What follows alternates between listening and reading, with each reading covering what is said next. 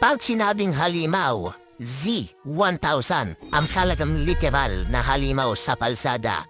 Hindi lang sa tindig nito, maging sa kanyang makina ay siguradong iwan kaluluwa ka pag hindi mo kayang pigilan ang motorsiklo na ito. Isang tunay na legend pagdating sa mga motorsiklo, kaya kumapit ka na, sit back at papaanda rin natin ang isang halimaw sa kalsada na sinisigurado ko sa iyong ikaw ay mabibigla. Hubad, isang obrang maestra na talaga namang maihahambing mo sa mga halimaw sa kalsada na gumagamit ng inline 4-cylinder na makina. Nagsimula pa noong 1972 ang disenyo nito at halos nakakaapat na bersyon nito mula nang una itong nailabas. At sa kasamaang palad ngayon ay discontinue na ang Z1000 na ito. Sa atin, pailan-ilan makakakita ka pa rin.